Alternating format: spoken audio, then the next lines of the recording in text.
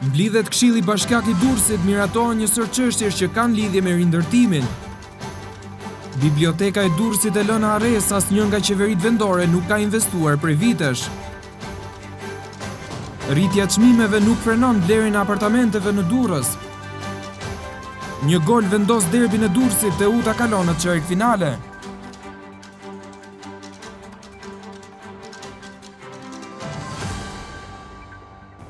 Përshëndetje të nderuar shikues, po ndiqni edicionin informativ në Bulevard Televizion.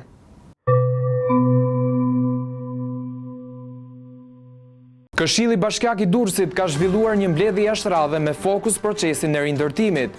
Të pranishëm ishin kryebashkiakja Sakos si dhe kryetari i Këshillit Bashkiak Ani Dyrmishi, ndërkohë që janë miratuar të gjitha çështjet e diskutuara. Këshilli Bashkiak i Durrësit ka zhvilluar këtë të premte një mbledhje jashtëradhe. Në këtë mbledhje me praninë e kryetares së Bashkisë së Durrësit Emiriana Sako, janë miratuar disa vendime të rëndësishme që lidhen me procesin e rindërtimit të objekteve të dëmtuara nga tërmeti 26 nëntorit. Ndër të tjera është miratuar lista e përfituesve nga programi i rindërtimit në njësitë administrative numër 5, Katundi i Ri Manë Zishëm, Bashkia Durrës, për banesat individuale. Këshilli ka miratuar dhe një sër përfituesish nga rindërtimi i pallateve në qytetin e Durrësit dhe njësitë administrative të tjera. Biblioteka e Durrësit ndonë se një nga institucionet më të rëndësishme për jetën kulturore të qytetit dhe jo vetëm, është lënë arrest që prej kohës kur është ndërtuar. Të pyetur nga Bulevard Televizion, Meçan Hoxha dhe Xhevair Cirongu, intelektuale poet të qytetit, shpreh nevojën për të ndërhyrë në mënyrë që ky qytet të ketë bibliotekën që meriton.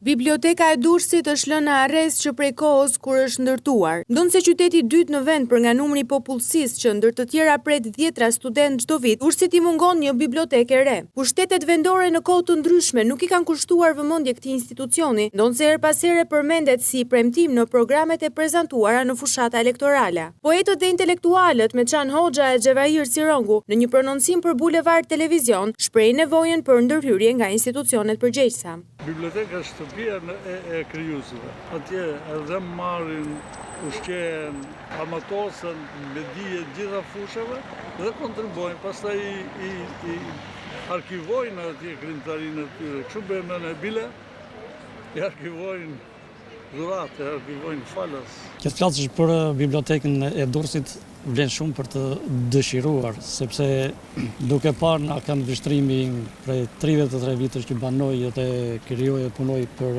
qytetin e Durrësit, më vjen shumë keq që një hapësirë kaq e vogël nuk mund të përballoj dot këtë fluksin e madh të dokumentacionit të kombëtar dhe mbar kombëtar që përbëjnë bibliotekat e qyteteve. Duke qenë qyteti turistik dhe hyrës edhe qyteti numër 2 në Shqipëri, një bibliotekë, unë do ta quajja mini bibliotekë si dikur që ishin në fshat.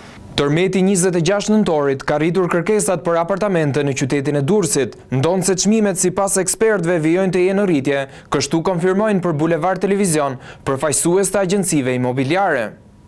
Banesat në Durrës kushtojnë më tepër se një vit më parë për shkak se procesi i ndërtimit vijon të ecë me ritme të shpejta dhe për shkak të shtrenjtimit të materialeve të ndërtimit. Në një komunikim me agjencitë imobiliare, Bulevard Televizion mëson se agjencitë në Durrës janë përballur me një shtim të numrit të blerjeve, sidomos pas tërmetit për shkak të rritjes së numrit të kredive të buta të marra nga qytetarët.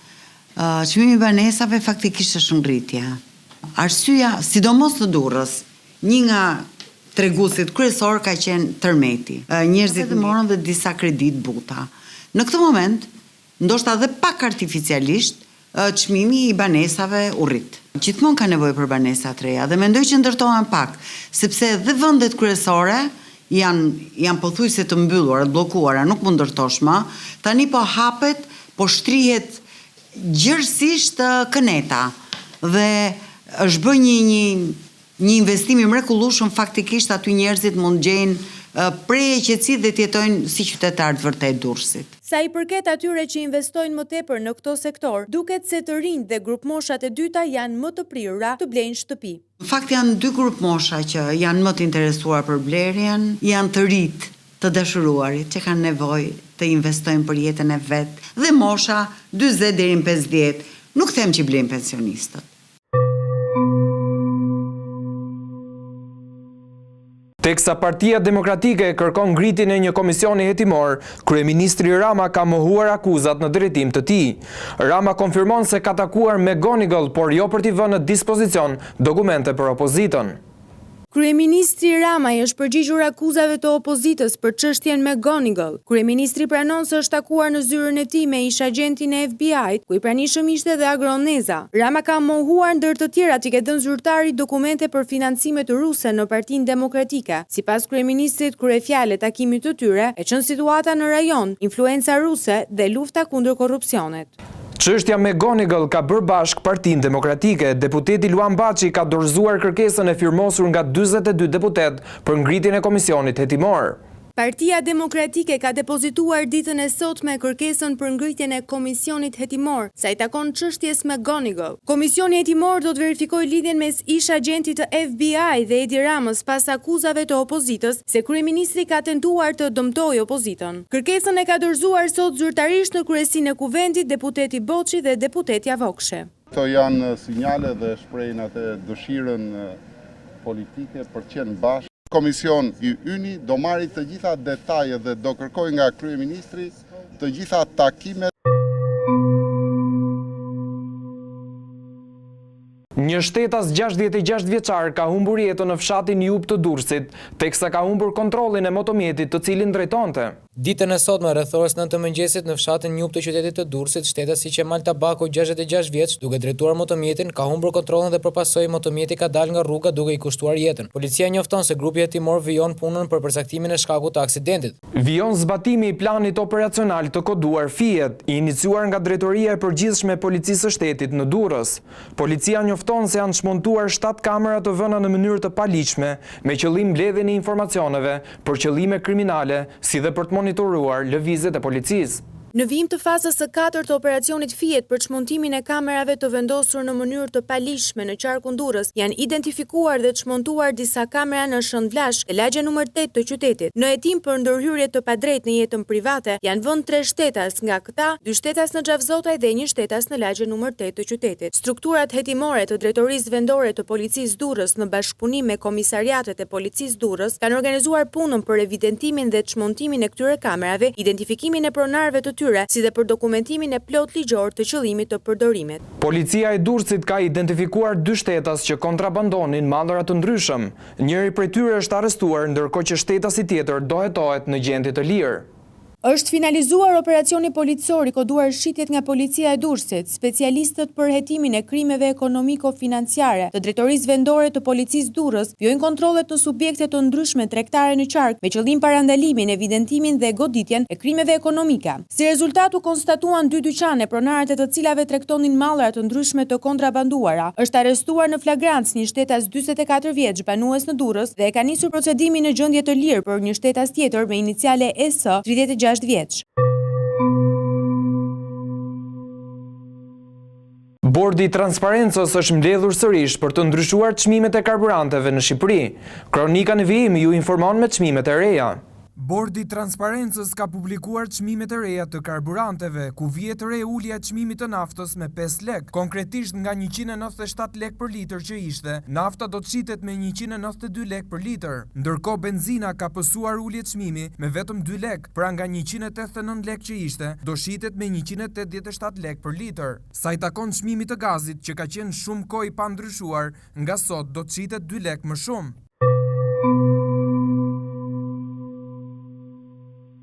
Kriza ekonomike e muajve të fundit ka prekur më tepër xhepat e qytetarëve. Të pyetur nga Bulevard Televizion, qytetarët e Durrësit ankohen për rritjen e çmimeve krahasuar me pagat e ulta. Situata ekonomike në vend vitet e fundit është kthyer në sfidë edhe për qytetarët e Durrësit. Rritja e çmimeve dhe të ardhurat e pakta reflektohen në ulje të konsumit, sidomos për kategorinë e pensionistëve dhe personave që trajtohen me kemp. Mes produkteve vendas edhe atyre të importit, qytetarët zgjedhin të parët, për shkak se është më përballueshme për xhepat e tyre. Të pyetur nga Bulevard Televizion, qytetarët shprehen se shpeshherë produktet janë të papërballueshme për shkak të çmimeve të larta. Çmimet shtrenjta, nuk dilet. Asnjë qytetar i thjesht, pa këta që janë me rrogë. Po për ne është shumë e vështirë, për ne. Shumë e vështirë është. Çfarë konsumoni më tepër nga këto që ke bler? Konsumosh të gjitha janë në një perime, të gjithë vend me zemër të ngrirë, nuk u dalën. Merë vetëm gjërat e nevojshme, do me thënë. Të nevojshme duen, po jo të plotsojmë ato jetesën e normale. Që të kemi një jetesë normale nuk plotësohet. Është e vështirë, shumë. Çmimet janë të arsyeshme, sidomos frutat janë me të vërtetë të arsyeshme për kohë. Këto të tjera që nuk janë të sinat, janë të shtrenjta janë, po sipas takatit që kemi, po jemi mirë. Unë sa mora pensionin, 170.000 lekë, kom punu 20 vjetë, 30 ditë e mujtë e kishim punë, edhe sot morin 180.000 lekë. Të gjithë ato që kanë qenë brezim, jemi të përsekutuar. Të ashtë ti më pyet për çmimet. Po si mund t'jetë unë 170.000 lekë për çmimet, ku u bleva 2 kg portokall, nga 800, 1.600 lekë. E sa gjëna tjera dhe unë miru pashim se unë nuk mund të kaloj. Jo unë, po gjithë brezim. Si ishin çmimet? Të ngrejtme si ishin, gjithë të rritura. Që të bëjmë? Kështu është bërë kjo punë. Raporti The Economist e rendit Shqipëri në vendin e 64 për progres në demokraci. Vendi ynë renditet kështu mes 10 vendeve me performancën më të mirë për vitin 2020. Shqipëria është përmirësuar për të tretin vit radhësi në indeksin e demokracisë. Revista e njohur The Economist ka vlerësuar Shqipërinë si një nga 10 performuesit më të mirë në vitin 2022. Raporti i The Economist rendit Shqipërinë gjatë vitit që kaloi në vendin e 64 nga vendi 68 që ishte në vitin 2021. Më mirë në rajon vazhdon të mbetet Malizi me vendin e 61, ndërsa Serbia është përkeqësuar duke zbritur në vendin e 68. Demokracinë më të ulët e ka Bosnia-Hercegovina me vendin e 97, ndërsa Kosova nuk përfshihet në këtë renditje. Indeksi i demokracisë bazohet në 5 kategori: procesi zgjedhor dhe pluralizmi, funksioni i qeverisë, pjesëmarrja politike, kultura politike dhe liri civile. Bazuar në rezultatet e tij, secili vend më pas klasifikohet si një nga 4 llojet e regjimit: demokracia e plot, demokraci me problem, regjim hibrid dhe regjim autorial. Në 2021, vendi ynë hyri për herë të parë në grupin e vendeve të shoqëruara vende me demokraci me problem, ku zgjedhjet janë të lira dhe ka të drejta civile. Në vitin 2022, rezultatin më të lartë Shqipëria ka në treguesin e lirive civile me 7.35 pikë. Sipas raportit, pothuajse gjysma e botës jeton në një lloj demokracie, ndërsa më shumë se 1/3 në sundimin autoritar.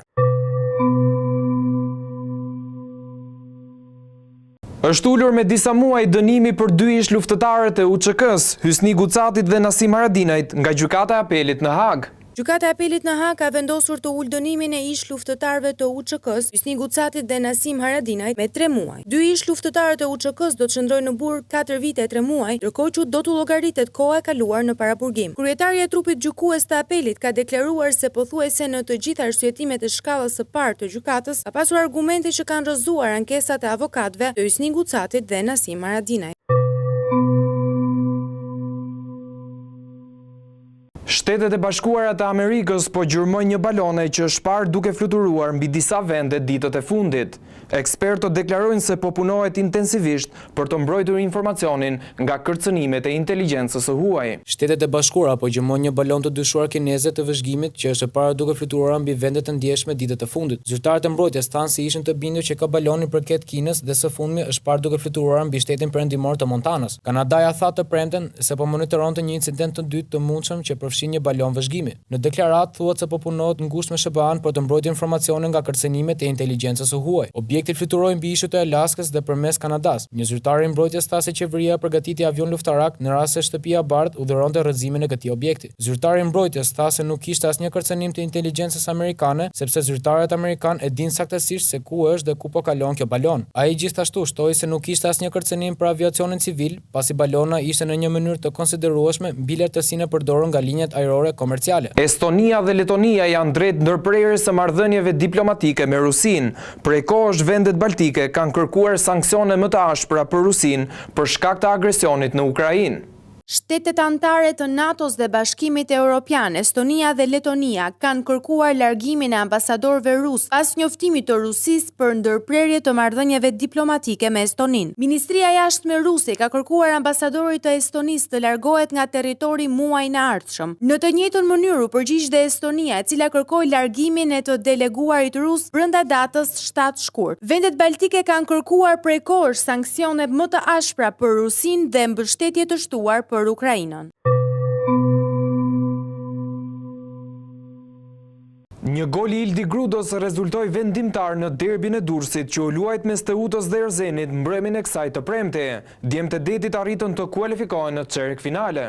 Teuta kam poshtur me rezultatin 1-0 Erzenin dhe është kualifikuar në çerek finalen e Kupës së Shqipërisë. Goli erdhi nga Gruda në minutën e 83 pas një kundërsulmi duke kaluar në avantazh durrësakët. Kundërshtari i radhës për Djemtë e Detit do t'jetë Kuksi, dy skuadrat që kanë vuajtur shumë këtë sezon në kampionat do diskutojnë një bilet për në gjysmëfinale të Kupës. Pas ndeshjes, trajneri i dursakëve Martini ka deklaruar se Teuta nuk është një ekip që mendon vetëm për renditjen e mirë në kampionat, por që do të kërkojë kualifikimin në Kupat e Europës. Do të kemi derbin e zjarrt në Kupën e Italisë pasi Juventusi mposhti Lacion dhe peshkon në gjysmëfinale Interin. Trajneri i zonjës së vjetër mund të jetë i kënaqur me lojtarët e skuadrës së tij, pasi mbrëmjen e saj, pavarësisht përpjekjeve të lojtarëve të Lacios, rezultati nuk ndryshoi duke bërë që Juventus të kalojë në gjysmëfinale të Kupës së Italisë, ku do të ketë një derbi me Interin, që është kualifikuar më herët. Mediat italiane kritika Kumbullës pasi gafa e tij i hapi rrugë eliminimit të Romës nga Kupa. Mediat në Itali kanë kritikuar ashpër Marash Kumbullon pasi Roma humbi dje 1-2 me Cremonezen në fazën çerek finale, teksa në minutën e 27 të ndeshjes Kumbulla bëri një gafë të rëndë që solli dhe golin e Cremonezes. Në lidhje me këtë paraqitje, Kumbulla është vlerësuar me notën 4 nga mediat më të mëdha në Itali. Përpara 60.000 tifozëve, Roma zhgënjeu në një kompeticion ku shihej si favorita. Ky ishte dhe informacioni i fundit i përgatitur për këtë edicion informativ. Bashkë ndajemi këtu, ju lënë në shoqërinë e programacionit të Bulevard Televizion.